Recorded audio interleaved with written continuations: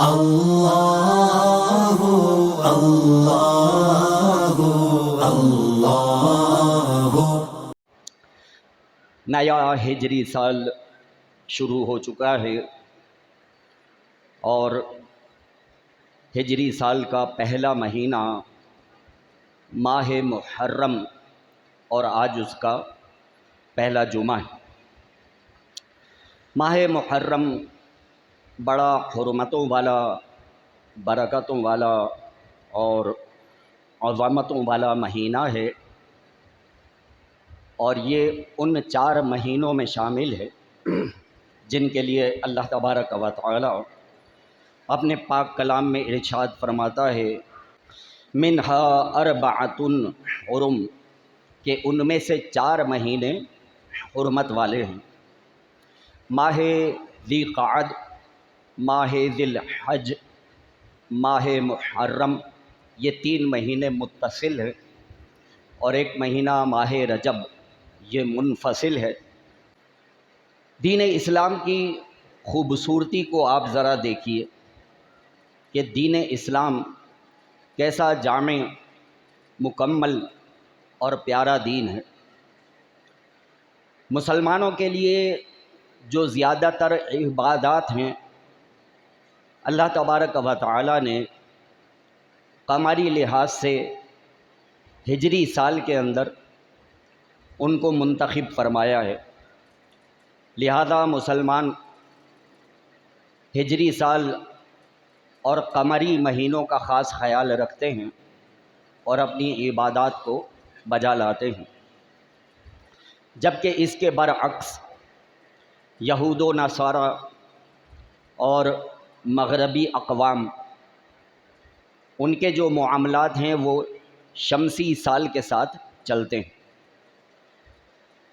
تو ان کا جو شمسی سال کا پہلا مہینہ ہے وہ جنوری، اور مسلمانوں کا ہجری سال کا جو پہلا مہینہ ہے وہ ماہ محرم ہے۔ تو یہ مغربی اقوام اور یہود و نصارہ، ان کے یہاں ایک کانسیپٹ ہے ہیپی نیو ایئر کا۔ تو یہ لوگ کیا کرتے ہیں؟ یہ لوگ یہ کرتے ہیں کہ دسمبر کی جو آخری رات ہوتی ہے اس میں خوب عیاشیاں کرتے ہیں، خوب غل غپاڑا کرتے ہیں، اور ہیپی نیو ایئر کے نام سے جو بدکاریاں ان اقوام میں پائی جاتی ہیں وہ کسی بیان کی محتاج نہیں، اور بدقسمتی سے مسلمانوں میں بھی کچھ ایسے ماڈرن لوگ ہیں جو انہی کی نقالی کرتے ہوئے ہیپی نیو ایئر کا خوب غل غپاڑا کرتے ہیں، جبکہ دین اسلام کی آپ خوبصورتی دیکھیں، دین اسلام کی جامعیت دیکھیں کہ جب ماہ ذی الحج کا آخری دن ہوتا ہے اور جب دن کا اختتام ہوتا ہے اور ماہ محرم کا چاند نظر آتا ہے، تو مسلمانوں کا جو نیو ایئر ہے وہ اللہ کے ذکر سے، اذان سے شروع ہوتا ہے۔ یہ دین اسلام کی آپ خوبصورتی دیکھیں کہ مسلمانوں کا جو نیا سال ہے وہ کس عمل سے شروع ہوتا ہے؟ اذان مغرب سے شروع ہوتا ہے، اور مسلمان اپنے ہیپی نیو ایئر پہ غل غپاڑا، عیاشیاں اور بدکاریاں نہیں کرتے، بلکہ مسلمان کیا کرتے ہیں؟ اللہ تبارک و تعالیٰ کے گھر کی طرف جب بلاوا آتا ہے اذان کا، تو بارگاہ الہی میں حاضر ہو کر اس کے حضور سجدے میں چلے جاتے ہیں اور اس کی عبادت سے اپنے نئے سال کا آغاز کرتے ہیں۔ تو یہ ہے فرق اسلام اور دیگر مذاہب میں، کہ اسلام کی خوبصورتی یہ ہے کہ ہر موقع پہ اللہ کی عبادت کو ترجیح دی جاتی ہے، ہر موقع پہ اللہ تبارک و تعالیٰ کی فرما برداری کو مد نظر رکھا جاتا ہے۔ تو یہ ہے دین اسلام کی خوبصورتی۔ رب کریم اس نئے ہجری سال کو ہم سب کے لیے خیر و برکتوں والا بنائے، تمام امت مسلمہ اور تمام عالم اسلام کو اس نئے سال میں خوشیاں نصیب فرمائے۔ تو ماہ محرم یہ حرمتوں والا مہینہ ہے، اور اس مہینے کی ایک تاریخ تو ایسی ہے کہ جو ہمیشہ سے اللہ تبارک و تعالیٰ کی بارگاہ میں بڑی منتخب رہی ہے، اور رب کریم نے بالخصوص اس تاریخ پہ بڑے اہم امور انجام دیے ہیں، اور وہ تاریخ ہے 10 محرم کی تاریخ، کہ جس کو یوم عاشورہ کہا جاتا ہے۔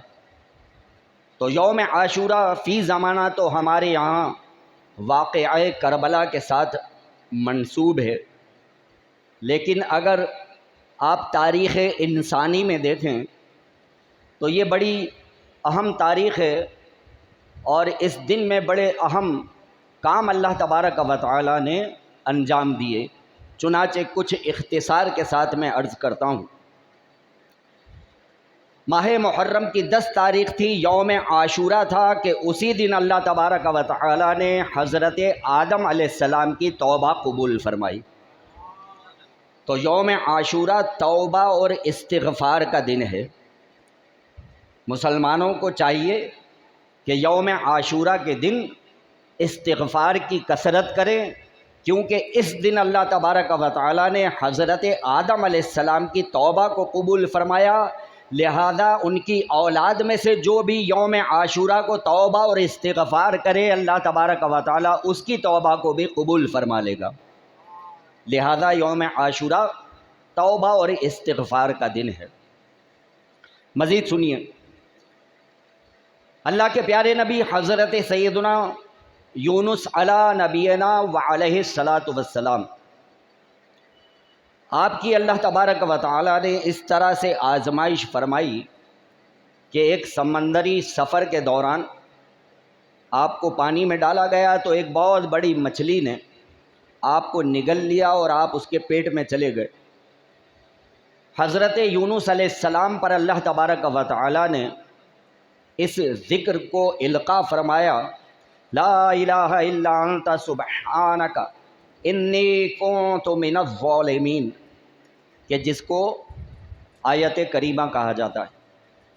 چنانچہ جناب یونس علیہ السلام نے مچھلی کے پیٹ میں اس ذکر کو اپنی زبان سے ادا کیا، اس کی برکت سے اللہ تبارک و تعالی نے آپ کو مچھلی کے پیٹ کی اس تکلیف اور اس اذیت سے نجات عطا فرمائی۔ جس دن حضرت یونس علیہ السلام مچھلی کے پیٹ سے باہر صحیح سلامت زندہ واپس دنیا میں تشریف لائے، وہ دن بھی عاشورے کا دن۔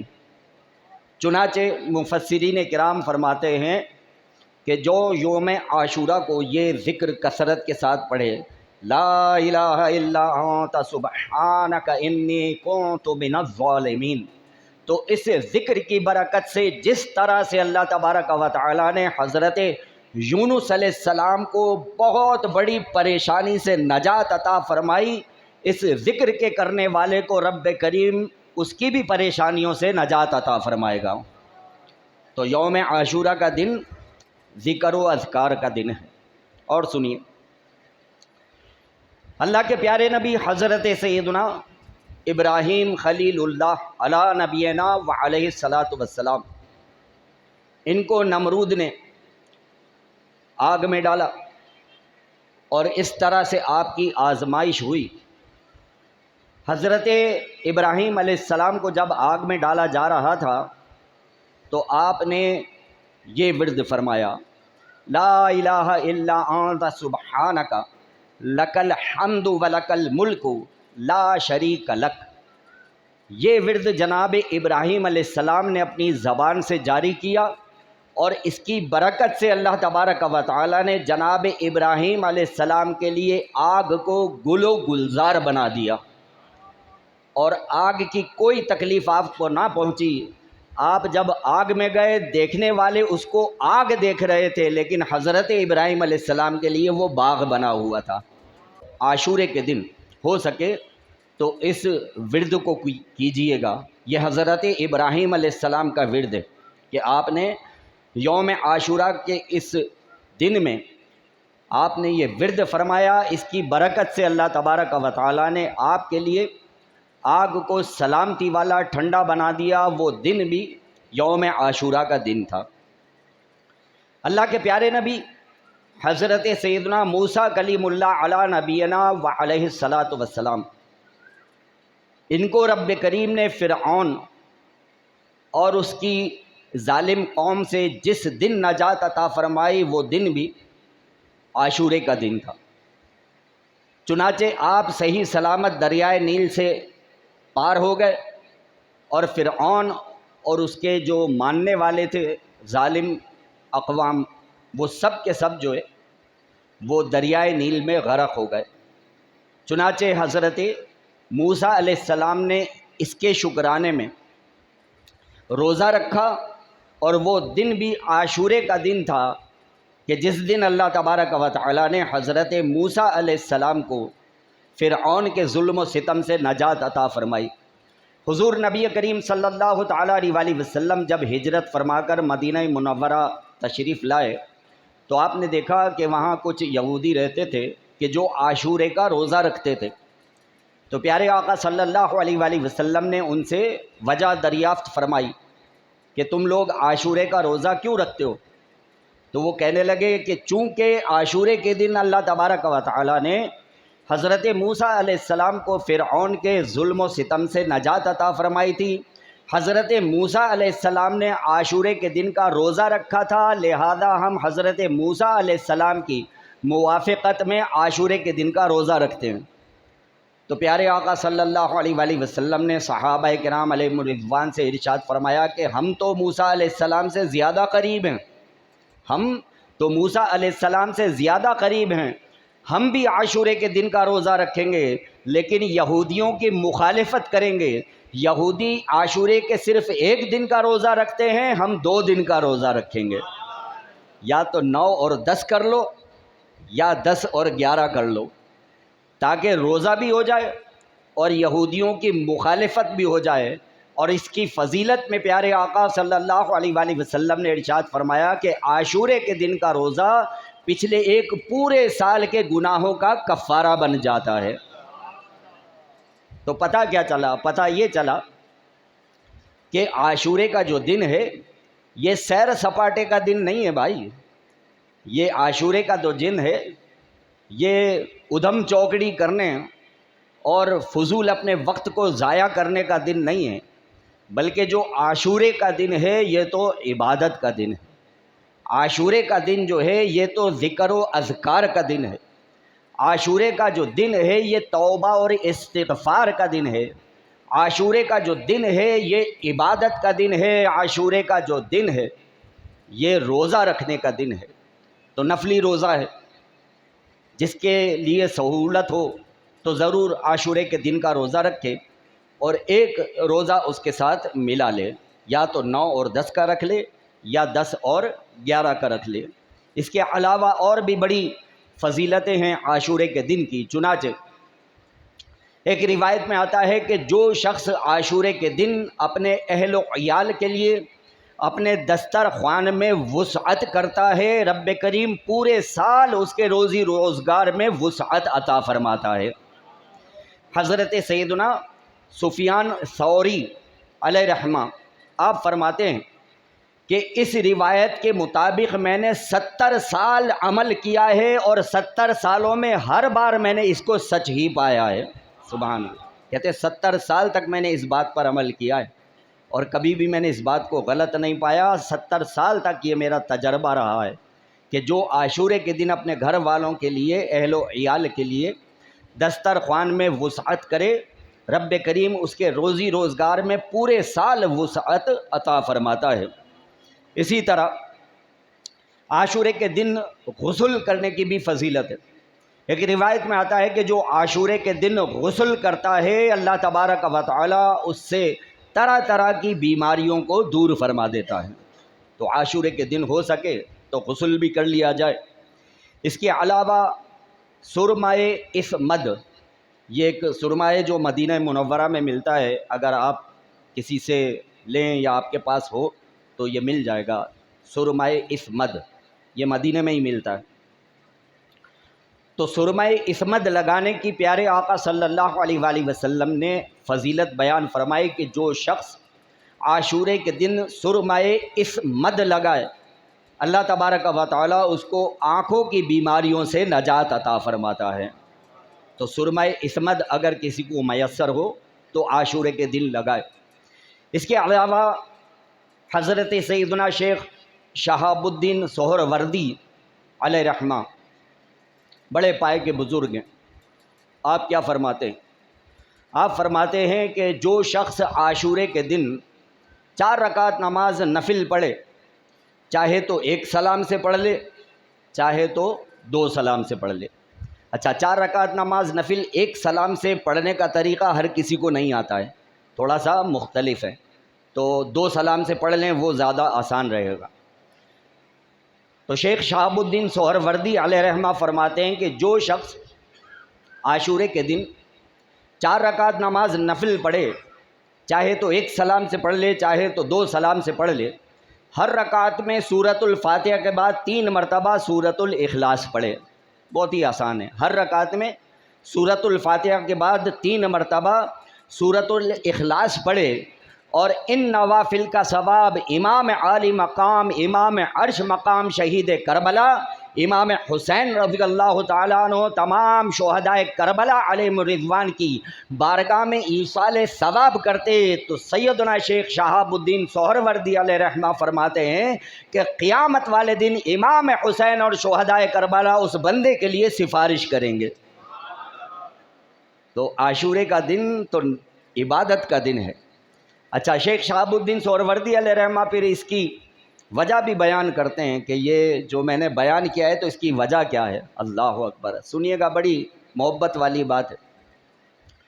حضرت سیدنا شیخ شہاب الدین سہروردی علیہ رحمہ کہتے ہیں کہ اس کی وجہ یہ ہے کہ خاندان اہل بیت کی شان یہ ہے کہ جو ان کے ساتھ حسن سلوک کرتا ہے، یہ اس کے حسن سلوک کا بدلہ اپنے سر پر رکھتے نہیں ہیں، بلکہ اس کا بہترین بدلہ عطا کر دیتے ہیں۔